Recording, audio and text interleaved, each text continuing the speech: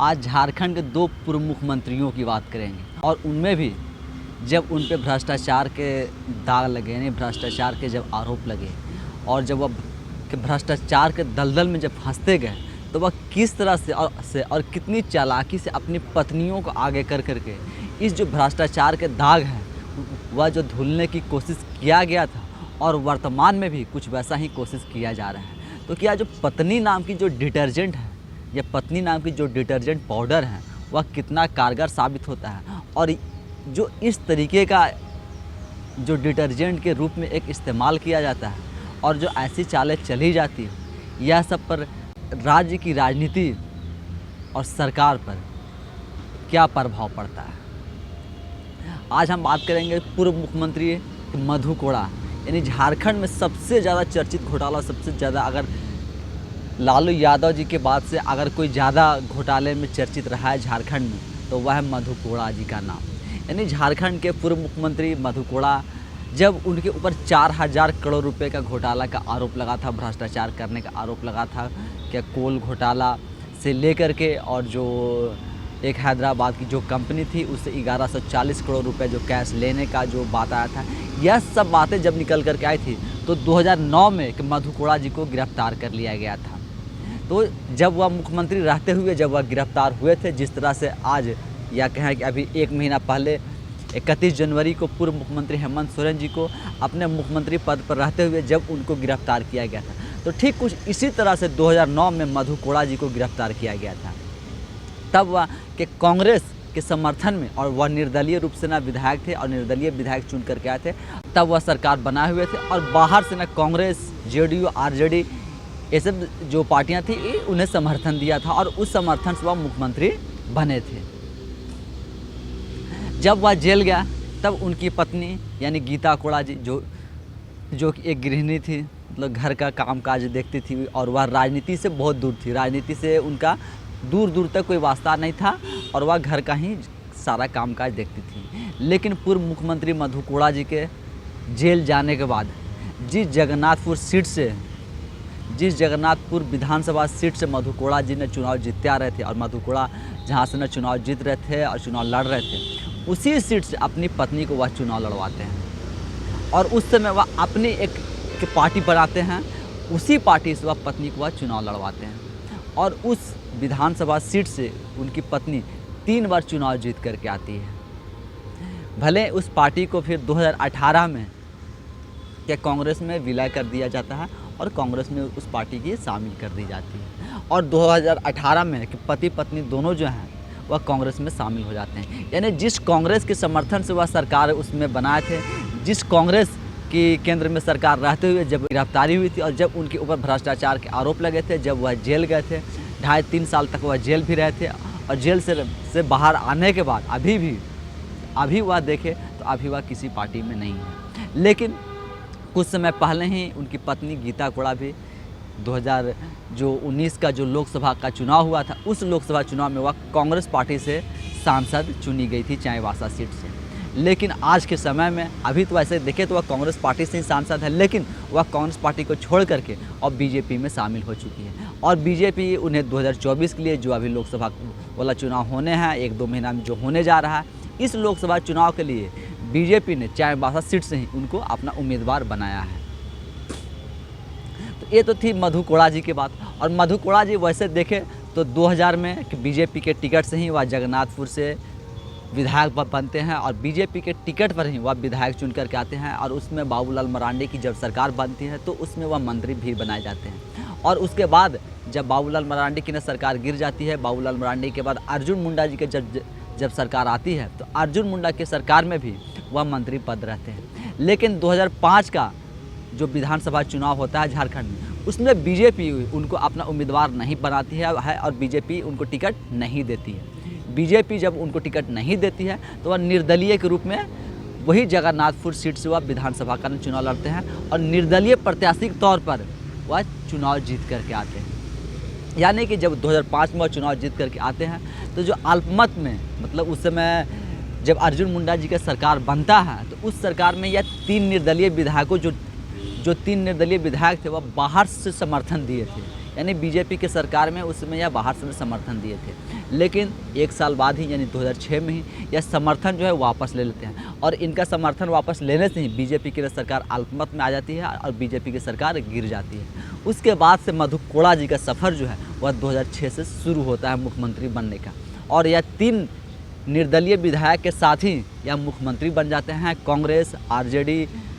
और जेडीयू के समर्थन से। क्या और भी 1-2 पार्टियां हैं जो कि इनको समर्थन करती हैं और उस समर्थन से यह मुख्यमंत्री बन जाते हैं। और उसके बाद जो घोटाला का आरोप लगता है, किस तरीके से वह अब मतलब घोटाले के आरोप में फिर वह जेल जाते हैं, फिर वह कांग्रेस पार्टी में शामिल हो जाते हैं 2018 में और अपनी पार्टी को विलय करवाते हैं। और आज फिर क्या कांग्रेस से मोह भंग होने के बाद उनकी पत्नी जो है वह बीजेपी में शामिल हो चुकी है और बीजेपी के लोकसभा चुनाव के लिए बीजेपी के उम्मीदवार के तौर पर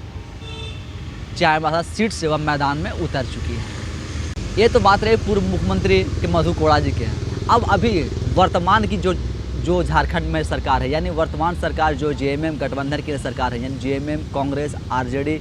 और सीपीआई एमएल, ये सब का जो गठबंधन की जो सरकार है, कुछ ऐसी ही गठबंधन की सरकार 2006 में भी थी जब मधु कोड़ा उस समय मुख्यमंत्री थे। अभी वर्तमान में झारखंड के जो मुख्यमंत्री हैं वह चंपई सोरेन जी ने, लेकिन इससे पहले तक यानी 31 जनवरी 2024 तक झारखंड के जो मुख्यमंत्री थे वह हेमंत सोरेन जी थे। तो हेमंत सोरेन जी पर भी जब भ्रष्टाचार के आरोप लगे हैं, घोटाला के आरोप लगे हुए हैं, मनी लॉन्ड्रिंग के आरोप लगे हुए हैं और यही सब आरोपों में वह आज जेल में हैं और भ्रष्टाचार के आरोप में वह भी जेल जा चुके हैं। पूर्व मुख्यमंत्री हेमंत सोरेन के ऊपर भी जितने भ्रष्टाचार के जो आरोप लगे हुए हैं, जो भ्रष्टाचार के आरोप में और जिस बड़गाई ज़मीन के लिए उनको गिरफ्तार किया गया है और इसी गिरफ्तारी में वह अभी तक वह जेल में है। कि उनको जेल जाने के बाद ही जिस तरह उस समय पूर्व मुख्यमंत्री मधु कोड़ा जी जब वह जेल गया, भ्रष्टाचार के आरोप लगा तो वह अपने सीट पर और अपने जगह पर अपनी पत्नी को आगे किया। ठीक उसी तरह से आज वर्तमान में भी आप देखें तो जो पूर्व मुख्यमंत्री हेमंत सोरेन जी हैं वह भी जेल जाने के बाद और भ्रष्टाचार के आरोप लगने के बाद आज उनकी पत्नी जो है वह मैदान में है और अपनी पत्नी को वह आगे की हुए हैं। भले वह अभी किसी भी सीट से या किसी भी क्षेत्र से वह विधायक, सांसद कुछ नहीं चुनी के कही है, जब से उनको आगे किया गया है तब से अभी तक देखें तो राज्य में एक भी चुनाव नहीं हुए हैं। और जब से पूर्व मुख्यमंत्री हेमंत सोरेन जी की पत्नी यानी कल्पना मुर्मू सोरेन जी को जब से आगे किया गया है तब से आप देखे होंगे कि पूर्व मुख्यमंत्री हेमंत सोरेन जी के जेल जाने के बाद से ही उनका सोशल मीडिया हैंडल जो है वह खुद से क्या चलाने का ऐलान करती हैं और कुछ भावुक पोस्ट डालती हैं। भावुक पोस्ट के साथ साथ ही वह ऐलान करती हैं कि जो झारखंड मुक्ति मोर्चा के स्थापना दिवस के दिन ही वह के सक्रिय रूप से राजनीति में उनकी एंट्री जो है वह हो चुकी है। तो जब के पूर्व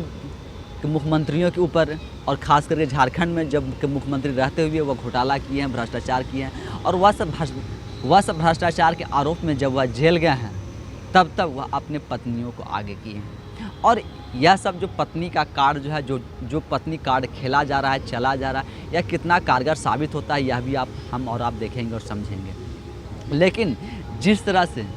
और जिस नाटकीय ढंग से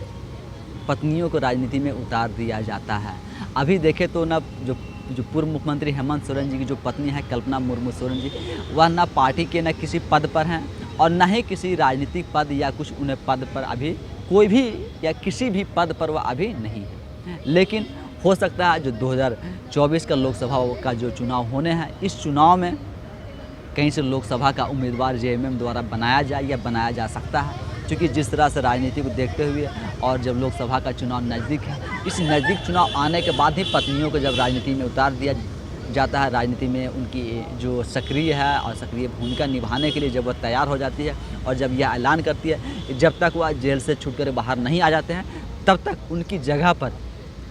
सक्रिय रूप से मैं उनकी भूमिका निभाऊंगी। तो जब इस तरह के ना कथन लिखे और कहे जा रहे हैं तब यह मायने जो है और यह बातें जो हैं यह बहुत दूर तक जाती हैं। भले वह यह कहते हैं कि जब तक वह जेल से छूट करके नहीं आ जाते हैं तब तक उनकी क्या एब्सेंस में उनकी प्रेजेंस की भूमिका जो है वह मैं निभाऊंगी। लेकिन चाहे वो जेल में हो या जेल से न छूट जाने के बाद या जेल से बाहर आ जाने के बाद भी जब यह एक बार राजनीति में आ जाती हैं तो फिर यह राजनीति से फिर संन्यास लेने का या राजनीति छोड़ने का तो सवाल ही नहीं उठता है। जैसा कि आप पूर्व मुख्यमंत्री मधु कोड़ा की जो वाइफ हैं उनको आप देख ले, एक बार वह अपना पार्टी बना करके न चुनाव लड़ते हैं, 2 बार कांग्रेस पार्टी से न चुनाव लड़ते हैं और फिर आज जब मोह भंग हो जाता है कांग्रेस से, तो आज जिस बीजेपी पे जो बीजेपी आज पूर्व मुख्यमंत्री हेमंत सोरेन के ऊपर भ्रष्टाचार के घोटाला के आरोप लगा रही है और उन पे जो जो अभी तक आरोप लगाई है, वही बीजेपी पार्टी कल तक जो मधु कोड़ा के ऊपर जो 4000 करोड़ रुपए घोटाला के आरोपी या कहें कि उनको सज़ा तक का हो चुका था, उनकी पत्नी को जब बीजेपी आज शामिल कर लेती है, तब वह किस मुंह से पूर्व मुख्यमंत्री हेमंत सोरेन के ऊपर भ्रष्टाचार के और भ्रष्टाचारियों की बात करती है। आज के न समय में देखें तो जो मधु कोड़ा हैं वह के बीजेपी फिर खुद की पार्टी के बनाते हैं, उसके बाद कांग्रेस और कांग्रेस के बाद फिर आज बीजेपी, यानी पत्नी तो उनकी बीजेपी में शामिल हो गई है, लेकिन मधु कोड़ा जो है वह अभी तक बीजेपी में शामिल नहीं हुए हैं। हो सकता है कि जो अगला ये जो विधानसभा का चुनाव होने हैं, यानी लोकसभा चुनाव के बाद ठीक 6 महीना बाद विधानसभा का चुनाव होता है झारखंड में, उस चुनाव के समय में कि मधु कोड़ा जी को भी बीजेपी में शामिल कराया जा सकता है या शामिल हो सकते हैं। अभी पत्नी को शामिल कराया गया है, चूँकि पत्नी इनकी 62 सीट से सांसद थी, कांग्रेस के टिकट पर वह चुनाव जीत करके सांसद बनी थी और अभी वह बीजेपी के टिकट पर उम्मीदवार के तौर पर 2024 के लोकसभा चुनाव लड़ने के लिए मैदान में उतरी हुई है। तो यह जो पत्नियों वाला कार्ड चला जाता है, जो पत्नियों को आगे किया जाता है, यानी इनके पास जब भ्रष्टाचार के जो आरोप लगे हुए रहते हैं, जो घोटाला के आरोप लगे हुए रहते हैं, जो इनका दामन जो है वह दागदार हो जाता है, तब इनके पास जब कोई ऑप्शन नहीं बचता है, जो भी कानूनी विकल्प रहते हैं, सारे कानूनी विकल्प जब ख़त्म हो जाते हैं, तब यह एक इमोशनल कार्ड के तौर पर, एक महिला कार्ड के तौर पर या अपनी पत्नियों को आगे कर देते हैं और अपनी पत्नियों के सहारे जो इनके ऊपर भ्रष्टाचार के आरोप लगे हुए हैं, घोटाला के आरोप लगे हुए हैं, वह धुलने का कोशिश जो है वह पूर्व मुख्यमंत्री मधु कोड़ा से लेकर के हेमंत सोरेन जी तक का करते आ रहे हैं। और इसमें अगर आप लालू यादव जी को भी जोड़ दें तो वह भी कुछ ऐसा ही किए थे कि वह भी जब भ्रष्टाचार के आरोप पे, घोटाला के आरोप में जब उनकी गिरफ्तारी हुई थी, तब वह भी राबड़ी देवी को मुख्यमंत्री बना करके और वह जेल चले गए थे। तो यानी देखें कि जब मुख्यमंत्रियों के ऊपर भ्रष्टाचार और घोटाला के आरोप लगे हैं और जब घोटाला भ्रष्टाचार में या फंसे हैं, तब तक इन जैसे जो पूर्व मुख्यमंत्रियों हैं या अपनी पत्नी को और महिला कार्ड खेल करके एक समाज में और अपनी दाग धुलने का जो कोशिश किए हैं, वह दाग कितना धुलने में कामयाब होते हैं। जैसा कि आप लालू यादव को देख रहे हैं कि अभी तक जो दाग धुलने का कोशिश किए थे, वह दाग अभी तक नहीं धुल पाया है। अब मधु कोड़ा जी भी अगर बीजेपी में उनकी पत्नी शामिल हो गई है, तो देखना होगा कि उनका भी दाग कितना धुल पाया है या उनकी दाग को उनकी पत्नी गीता कोड़ा धुलने में कितनी कारगर साबित हुई है। और बीजेपी में शामिल होने का और बीजेपी से जब उनको उम्मीदवार बनाया गया, तो इसमें भी यही देखा जा रहा है कि इनकी पत्नी जो है वह मधु कोड़ा की जो भ्रष्टाचार घोटाला के जो दाग हैं, वही दाग धुलने की कोशिश की जा रही है। इसी कड़ी में पूर्व मुख्यमंत्री हेमंत सोरेन की पत्नी कल्पना मुर्मू सोरेन जी भी न मैदान में कूद पड़ी हैं और वह भी कुछ अपने पति पर लगे भ्रष्टाचार और घोटाला के आरोप को और दाग को धुलने का कोशिश कर रही हैं। और अब देखा जाए कि इन जब पत्नियों के सहारे जो पूर्व मुख्यमंत्रियों जब अपने भ्रष्टाचार के दाग धुलने का कोशिश करते हैं, तो जनता इनको किस तरीके से लेती है और जनता यह सब को कैसे देखती है। क्योंकि जो दाग लगे हुए हैं वह दाग इतनी आसानी से नहीं धुलने वाली है, चाहे यह कोई भी डिटर्जेंट का पाउडर या कैसे भी ना डिटर्जेंट पाउडर का इस्तेमाल कर ले। अब जो आने वाला लोकसभा चुनाव है और लोकसभा चुनाव जो अभी हो रहे हैं, इसमें गीता कोड़ा को तो उम्मीदवार बीजेपी की तरफ से बना दिया गया है, लेकिन अब देखना होगा कि जो कल्पना मुर्मू सोरेन जी हैं, क्या इनको भी जेएमएम 2024 के लोकसभा चुनाव में कहीं से उम्मीदवारी बनाती है, उम्मीदवार घोषित करती है या नहीं करती है। और पत्नी के सहारे दाग भ्रष्टाचार के दाग धुलने का एक जो परंपरा चली आ रही है, यह परंपरा क्या आगे भी कायम रहेगी और क्या यह परंपरा को सारे मुख्यमंत्रियों पूर्व मुख्यमंत्रियों हैं वह इसी तरह से इस परंपरा को न चलाते रहेंगे और जनता भी क्या ऐसे ही न परंपरा को कि चलाने में इनका समर्थन और सहयोग करती रहेगी। आप यह सब पर कैसे सोचते हैं और आपका क्या विचार होता है, वह आप हमें कमेंट्स के माध्यम से ज़रूर बताएं। धन्यवाद।